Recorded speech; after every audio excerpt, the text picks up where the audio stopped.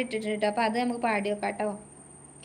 അമ്പലപ്പുഴ ഉണ്ണിക്കണ്ണനോടു നീ എന്തു പരിഭവം മെല്ലെയോതി വന്നുവോ.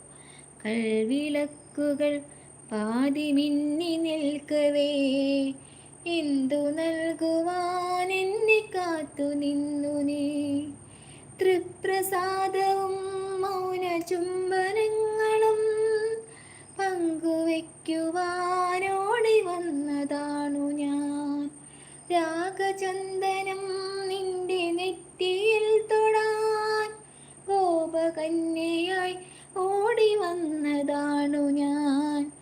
അമ്പലപ്പുഴ ഉണ്ണിക്കണ്ണനോടു നീ എന്തു പരിഭവം മെല്ലെയോതി വന്നു.